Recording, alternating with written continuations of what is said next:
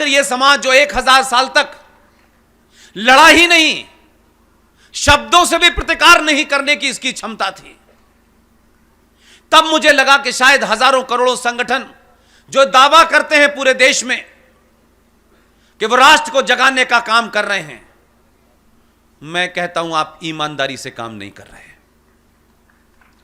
यह समाज भी वही है और मैं भी आपके बीच से आया हूं। क्या वजह है कि 10-12 लोग बिना किसी राजनीतिक दल से, बिना किसी संगठन के, पूरे देश में 80-80 साल के मेजर जनरल जीडी बख्शी जब बोलते हैं तो करोड़ों की तादाद में लोग बात उनकी सुनते हैं। अगर 80 साल का और 60 साल का बुजुर्ग जिसके जीवन में कोई अब निजी स्वार्थ नहीं है, उनके जीवन में न कुछ प्राप्त करने की आकांक्षा है और न इच्छा है, जब आप अपने स्वार्थ से ऊपर उठ के कुछ काम करते हैं, मैं मानता हूं इस समाज को सिर्फ थोड़ी सी बात करने की जरूरत थी। हमने 70 सालों में बात ही नहीं की और अब लोग बात कर रहे हैं तो हम आपको तो एक कप चाय भी नहीं पिला सकते माय डियर। लेकिन आप मुझे इसलिए नहीं सुनने आए हैं कि मैं आपको कुछ दे सकता हूं। अब आप इतिहास की भूल को ठीक करने आए हैं। इसलिए आपके संविधान में 20 ऐसे फ्रॉड किए गए, दिन की रोशनी में किए गए,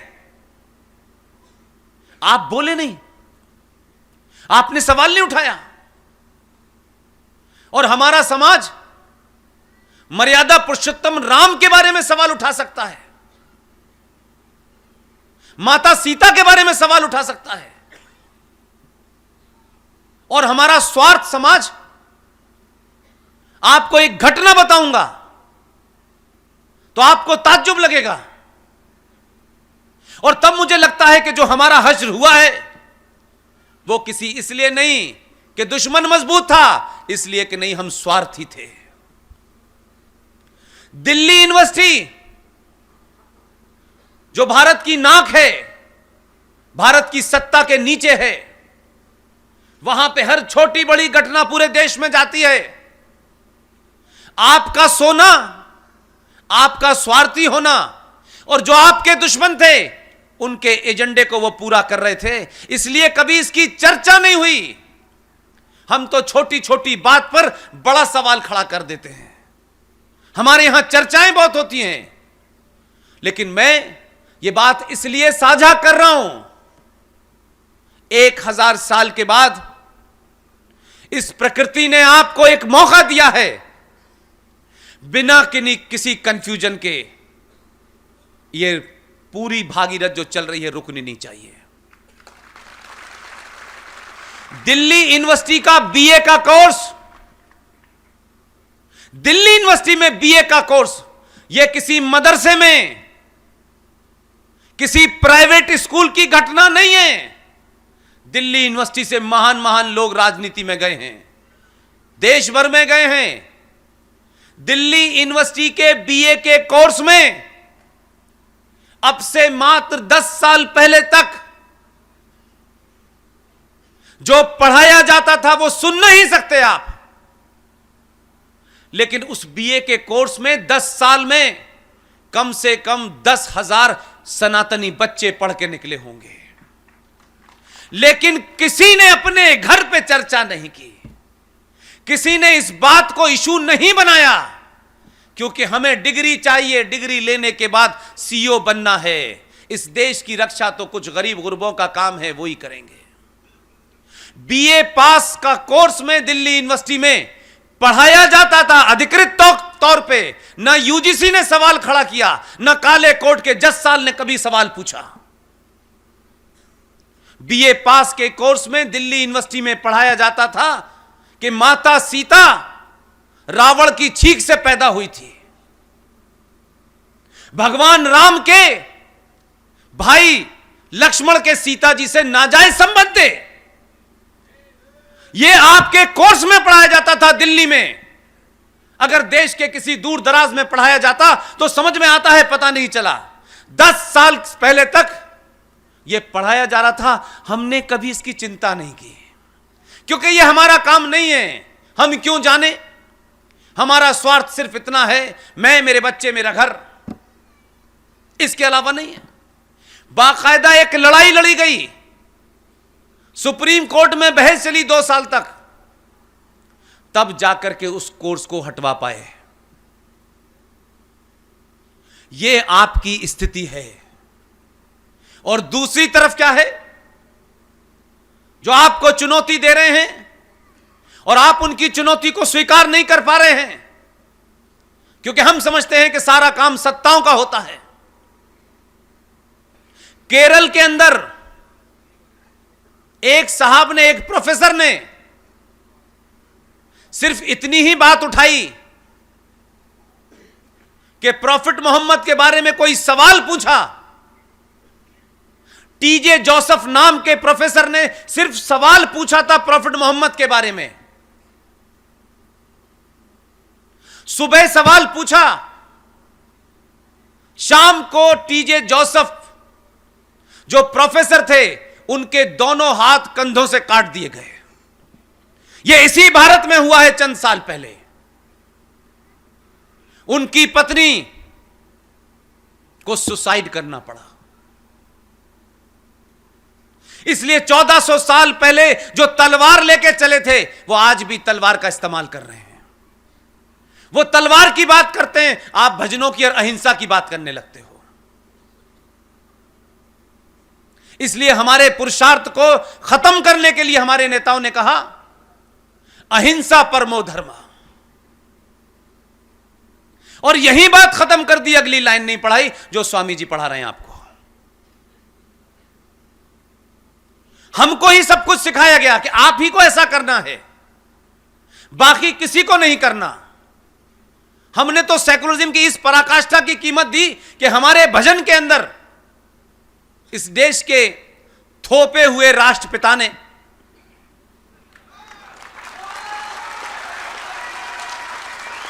उन 2 लाइनों को जोड़ करके 2 लाइनें उसमें घुसेड़ दी और कहा कि हमको कहना है, ईश्वर अल्लाह तेरो नाम सबको सम्मति दे भगवान। यह उस ओरिजिनल भजन की लाइन ही नहीं है, लेकिन सेकुलरिज्म का बुखार था कि आपके राष्ट्रपिता ने कहा कि इनको लगाओ।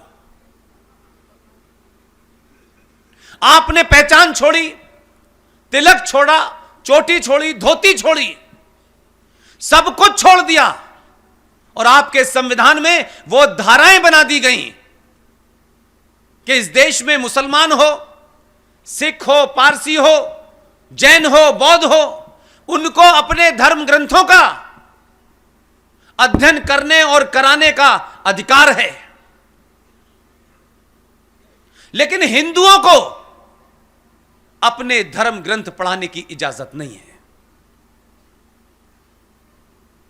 आपको यह भी नहीं पता, इससे आगे एक और बात है। आपसे कहा गया कि आप अपने मंदिर पे, वो केरल हो, महाकाल हो, काशी हो, मथुरा हो, जो भी चढ़ावा आप अपने भगवान के ऊपर चढ़ाते हैं, 10 पैसे से लेकर के 10 लाख रुपए तक, एक पुराने कानून का हवाला देकर के आपकी मंदिरों पे जो चढ़ने वाला पैसा होता है, उसका 90% पैसा सरकार के खाते में जाता है। और आप लोगों को यह बड़ी गलतफहमी है, हम जाने अनजाने में उस पुजारी को, उस मंदिर को चलाने वालों पे आरोप जड़ देते हैं। आप बहुत सारे मंदिरों में गए होंगे, उसमें लिखा होता है विशेष पूजा के 5000 रुपए, साधारण पूजा के इतने रुपए। यह उस पुजारी का कानून नहीं है। वो जो कलेक्टर साहब हैं, जो उस मंदिर के कस्टोडियन होते हैं, ये उनकी तरफ से पैसा ज्यादा कमाने के लिए लगाया जाता है। उस पुजारी का, बेचारे का कोई दोष नहीं है। आर्टिकल 35A और 370 के बाद मैं इस यकीन पे और इस मुकाम पे पहुंच गया हूं कि सच सच बात, तथ्यों के साथ, रेफरेंस के साथ इस समाज को अगर आप बता देंगे, तो सत्ता किसी की भी आए, अच्छे अच्छे को मेजॉरिटी के सामने झुकना पड़ता है। आप गिनती में तो 90 करोड़ हैं, लेकिन आपने कभी 90 करोड़ होके सोचा नहीं। इसलिए बोनो ने इस देश में सत्ता चलाई। सनातन के इस देश में, आधुनिक भारत में, चाणक्य देश में, तो आपने सत्ता पे ऐसे ऐसे लोगों को बिठाया कि भारत का विदेश मंत्री यूएनओ में बैठता है जाके, और जब उसका नंबर आता है कि भारत के बारे में कहने के लिए वो आए और अपनी बात रखे, वो उठ के जाता है और मंच पे पहुंचने के बाद टर्की का भाषण पढ़ने लगता है। आधा पढ़ने के बाद उसे ध्यान आता है कि ये मेरे देश का भाषण नहीं है।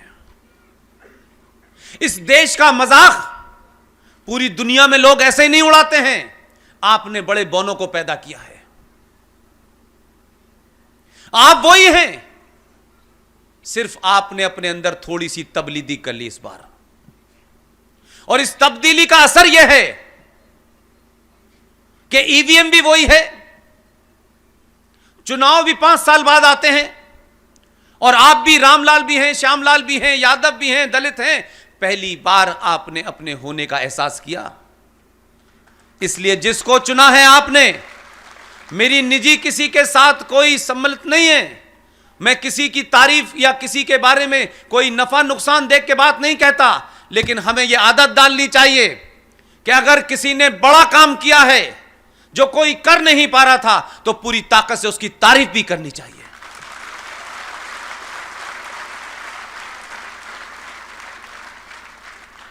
ये जो धरने प्रदर्शन हो रहे हैं, ये अभी लंबे चलने वाले हैं। इसके पीछे के मूल को समझिए। बहुत सारे लोग, जब भी मैं मंच पे आता हूं, कुछ ना कुछ मुझे सजेशन देते हैं। बहुत लोग कहते हैं घर वापसी पे बोलिए आप। सनातन के मानने वालों, जो घर से चला गया है उसे चले जाने दो। जिस दिन समझ में आ जाएगा, बगैर बुलाए आ जाएगा।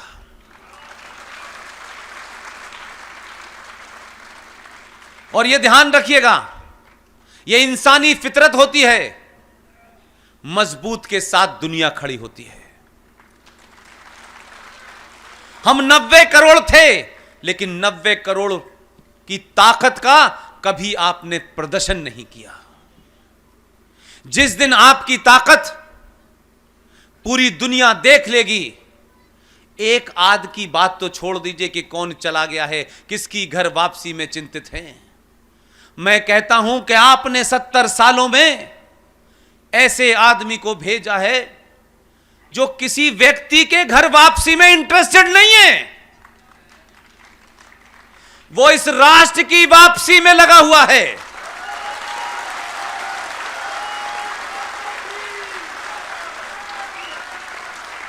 जिन लोगों ने धरना दे रखा है, जो नारे लगा रहे हैं, यकीन मानिए ये धरना खत्म नहीं होगा, कई साल चलने वाला है।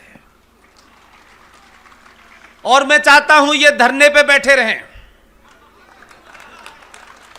इसलिए कि इस वक्त 70 साल पहले जो गलतियां की गई थीं, उन्हें बीच में से नहीं, 70 साल पहले से ठीक होना शुरू करेंगे हम।